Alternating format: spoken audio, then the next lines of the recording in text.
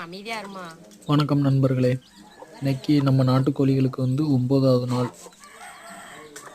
9வது நாள் இன்னைக்கு நம்ம வந்து கோழி குஞ்சுகளை இப்போ 7 மணிக்கு தான் திறந்து விட்ருக்கோம். இது ஆக்சுவலாக காலையில் தரையில் வந்து பார்த்திங்கன்னா தண்ணியாக கிடக்கு. இது வந்து மழை பெஞ்ச தண்ணி கிடையாது, நம்ம சிமெண்ட்டை அலசி விட்டதுனால இருந்த தண்ணி. குஞ்சுகளுக்கு நம்ம வந்து இன்றைக்கி என்ன இறம் வச்சுருக்கோம்னா கம்பு, அப்புறம் அரிசி, வழக்கம் போல் வந்து பார்த்திங்கன்னா தண்ணி பக்கத்துலேயே வச்சுருவோம். இது போக கூடுதலாக நம்ம என்ன வச்சுருக்கோம்னா தவிடு வச்சுருக்குறோம். அந்த பக்கத்தில் வந்து சிரட்டையில் பிணைஞ்சு வச்சுருக்கேன். இப்போ அந்த வீடியோவில் வந்து பார்த்திங்கன்னா தெரியும் பாருங்கள்.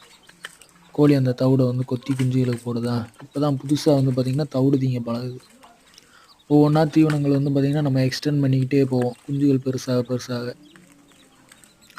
எப்பயுமே நம்ம குஞ்சுகளுக்கு வந்து குஞ்சு பொரித்து ஒரு 3 நாள் 4 நாள் ஓரளவு குஞ்சு ஆக்டிவாக நடமாட ஆரம்பித்த உடனே கரையான் வந்து கொடுப்போம். கரையான் தனியாக வந்து பார்த்திங்கன்னா ஏதாவது சாக்கில் அந்த மாதிரி வந்து ரெடி பண்ணி விட்டு அது வந்து கொடுப்போம். இப்போ மழை பெஞ்சதுனால கரையான் வந்து இந்த குஞ்சுகளுக்கு கொடுக்கல.